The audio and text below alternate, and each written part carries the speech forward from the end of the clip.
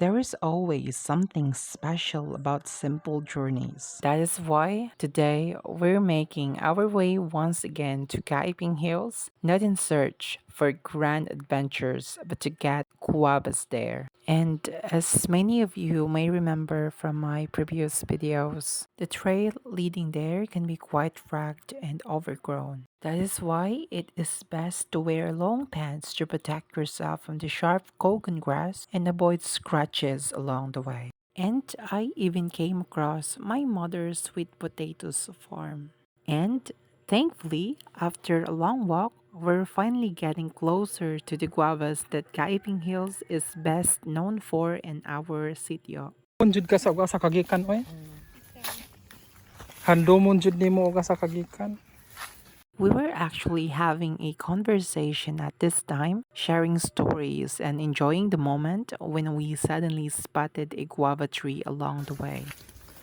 Naa dako ka ju.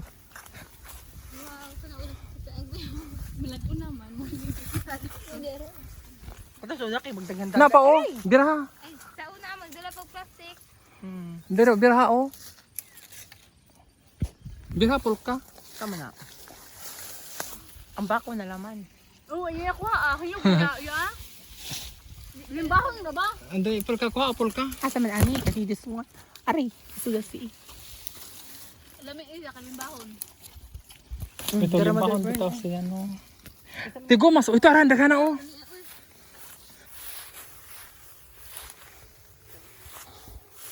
Nay, dagan mother burn. What to? Dubay ka. Ara, oh.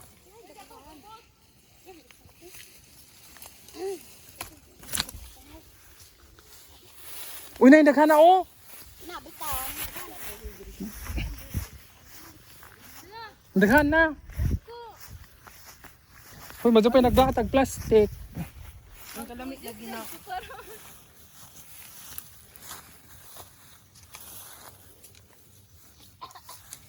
Gusto ka ng Kana ko abay kay. Na.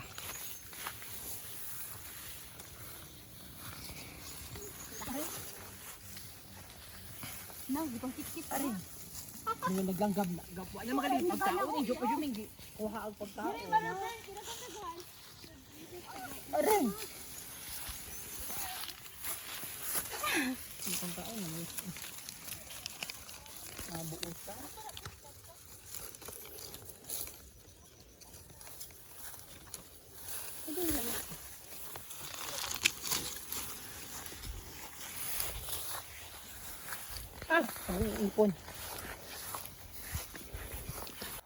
And as beautiful and peaceful this place may seem, we still need to stay vigilant. Snakes are known to inhabit this area and they could be lurking somewhere nearby.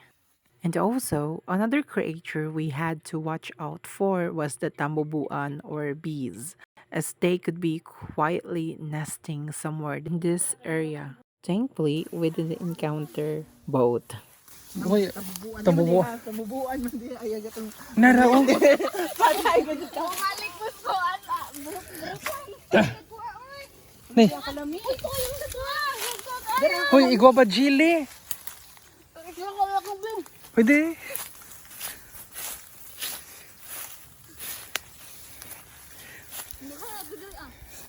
Nay na may silupin. Silupin. Pujosa. Dapuan lagi na. Pujosa ka naman.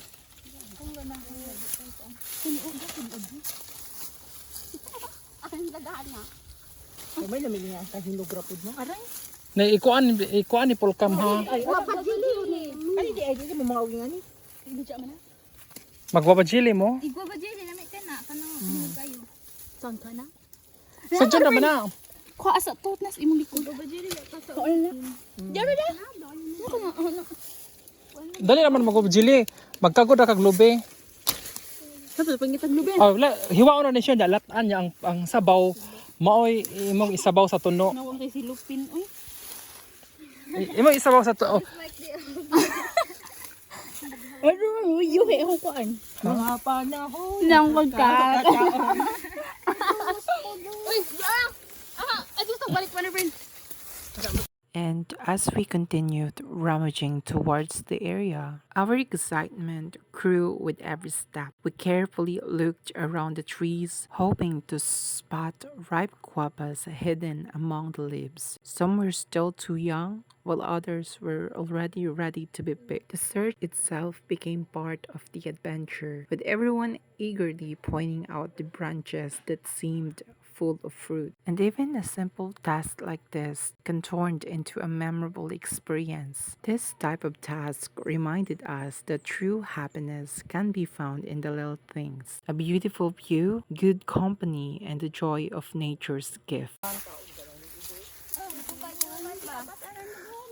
Bawal man lagi og kanang sounds lagi mother bird na kana bang. Ayaw butang karon pang vlogger nga sounds. Ayaw ang kuan.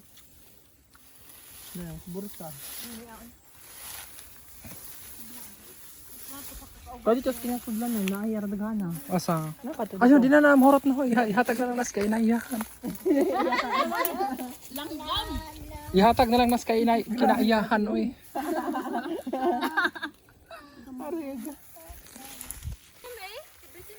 Mo fourth, mo kuha na siya karong abli, mo fourth year nursing. Nursing food siya. Mi kuha na lang yan yung subject, major na lang yung mga di-advance man niya yung mga minor. Luto.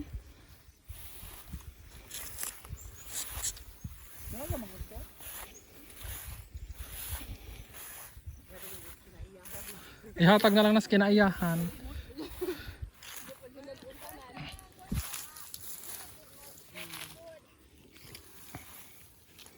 Ang guniti sabi. Ayaw kay hanay itong sold sa bag. Mother bird is putting the guavas in his kuan Gucci bag. Gucci. No, sa ni mo kuan mother bird. Ang ipon na daw ako tagay sa. Bing sa kanang. Wala kay butang-butang ano ano ba? Mother bird, ingon sa ba? Ayaw eh. Sige na ba? Ingon sa man din na. Busang pulkay mo Robert.